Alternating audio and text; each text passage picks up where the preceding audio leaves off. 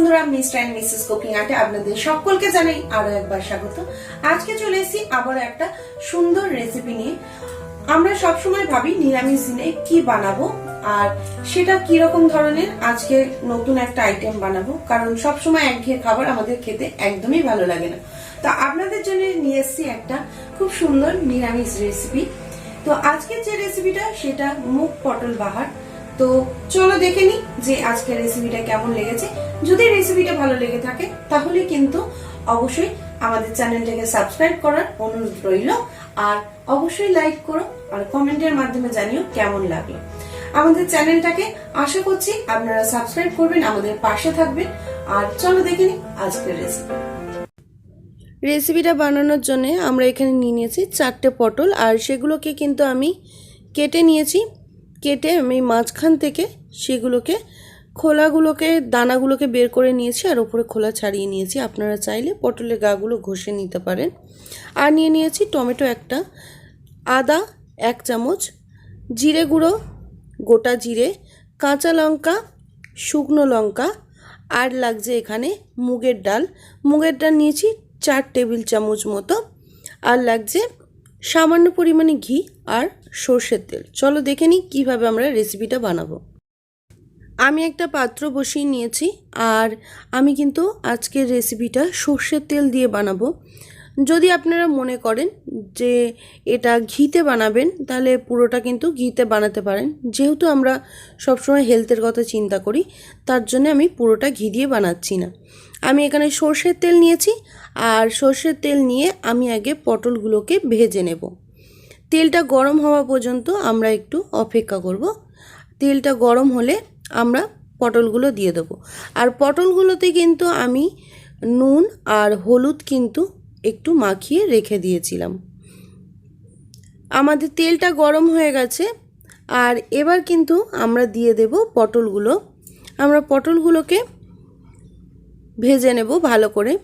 আর আমি ভাজার সময় লো টু মিডিয়ামে রেখে ভাজবো, তাহলে পটলগুলো কিন্তু ওই একদম নরম হয়ে যাবে না। যেহেতু খোলাটা ছাড়ানো রয়েছে, যদি গাটা ঘষে নেওয়া যায় তাহলে কিন্তু পটলগুলো একদম শক্ত শক্ত থাকে। কিন্তু আপনারা চাইলে এইভাবে কিন্তু আমার মতো করেও করতে পারেন। লো টু মিডিয়ামে রেখে পটলগুলোকে আমরা ভালোভাবে ভেজে নিচ্ছি। আমাদের এখানে পটলগুলো সব আমরা দিয়ে দিয়েছি, আর এরপরে আমি পটলগুলোকে লো টু মিডিয়ামে রেখে ভালোভাবে ভেজে নেব।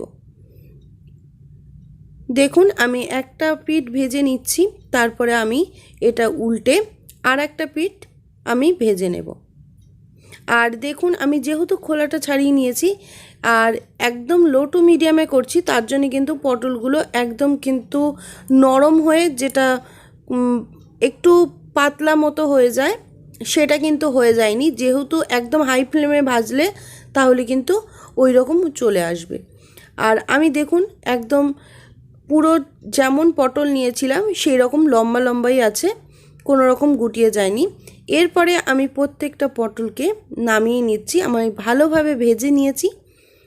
এরপরে আমি দিয়ে দিচ্ছি কড়ার মধ্যে যে তেলটা ছিল সেই তেলটা দিয়েই আমি ফোড়ন দিয়ে দিয়েছি। আমি এখানে ফোড়নে দিয়েছি গোটা জিরে, আদা, আর দিয়ে দিয়েছি এর মধ্যে টমেটোটা দিয়ে আমি সামান্য পরিমাণে জলের ছিটে দিলাম, যাতে মশলাটা না পুড়ে যায়, মানে জিরেগুলো যাতে পুড়ে না যায়। আর টমেটোটা সেদ্ধ হওয়া পর্যন্ত আমরা একটু এটাকে ভালো করে নাড়তে থাকবো। টমেটোটা নরম হয়ে গেলে তারপরে আমরা পরবর্তী যা যা উপকরণ সেগুলো আমরা দেব। দেখুন টমেটোটা কিন্তু আমি এর মধ্যে দিয়ে দিয়েছি 1 পিঞ্চ মতো নুন, যাতে টমেটোটা তাড়াতাড়ি সেদ্ধ হয়ে যায়, তার জন্য কিন্তু আমরা এর মধ্যে নুন দিয়ে নিয়েছি। এরপরে আমি দিয়ে নেব মুগের ডাল। মুগের ডালটা কিন্তু আমরা আগে থেকে ভেজে রাখিনি, আর এটা কিন্তু আমি ভালো করে ধুয়ে তুলে রেখে দিয়েছিলাম। মুগের ডালটাকে দিয়ে আমরা একসাথেই এইভাবে ভেজে নেব। দেখুন আমরা ভালো করে কিন্তু মুগের ডালটাকে ভেজে নিচ্ছি। আমি কিন্তু আগে ভেজে রাখিনি, মুগের ডালটা এখনই ভেজে নিচ্ছি। আর এর সাথে দিয়ে দিচ্ছি কাঁচা লঙ্কা। এই সময় কাঁচা লঙ্কা দিলে কিন্তু কাঁচা লঙ্কার ফ্লেভারটা খুব ভালোভাবে আসবে আর টেস্টটাও কিন্তু একদম অন্যরকম হবে। এরপরে দিয়ে দিচ্ছি আমরা জিরে গুঁড়ো, আর জিরে গুঁড়ো দেওয়ার পরে আমরা এর মধ্যে দিয়ে দেবো সামান্য পরিমাণে চিনি আর দিয়ে দেবো নুন স্বাদ মতো, যেহেতু নিরামিষ রান্না চিনিটা দিলে ভালো লাগবে। এরপরে আমরা জল দিয়ে এটাকে কিছুক্ষণের জন্য ঢাকা দিয়ে রেখে দেবো। আমরা এর মধ্যে জল দিয়ে ঢাকা দিয়ে রেখে দিয়েছিলাম। আমি এখানে জলের পরিমাণ নিয়েছি 2 কাপ মতো, আর যেহেতু ডালটা রয়েছে তাই জলের পরিমাণটা একটু বেশি লাগবে।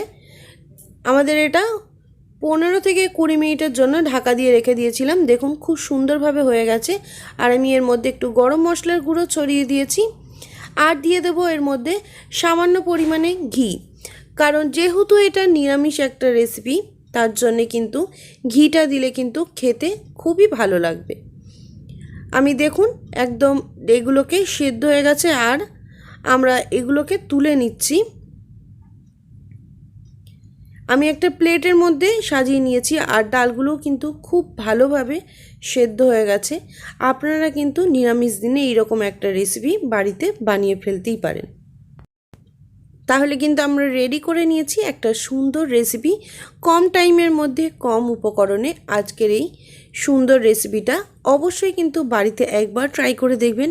আশা করছি আপনাদের এই রেসিপিটা অবশ্যই ভালো লাগবে। তাহলে আমাদের রেডি হয়ে গেছে আজকের রেসিপি মুগ পটল বাহার। যদি রেসিপিটা ভালো লেগে থাকে তাহলে অবশ্যই কিন্তু আমাদের লাইক করে দিও, আর কমেন্টের মাধ্যমে জানাতে একদমই ভুলো না যে আজকের রেসিপিটা কেমন লাগলো তোমাদের। আর প্রচুর প্রচুর শেয়ার করে দিও, সাবস্ক্রাইব করে দিও আমাদের চ্যানেলটাকে, পাশে থাকা বেল বাটনটা ক্লিক করতে একদম ভুলো না। যারা আমাদের চ্যানেলটাকে সাবস্ক্রাইব করেছো আর যারা আমাকে প্রচুর প্রচুর ভালোবাসা দিয়েছো তাদের জন্য অসংখ্য ধন্যবাদ। যারা এখনো চ্যানেলটা সাবস্ক্রাইব করনি তারা খুব তাড়াতাড়ি সাবস্ক্রাইব করে নাও, তাতে নিত্য নতুন রেসিপির আপডেট সবার আগে তোমাদের কাছে যেন পৌঁছে যায়। আজকের মতো রেসিপিটা এখানেই, আবারও ফিরে আসবো নতুন কোনো রেসিপি নিয়ে।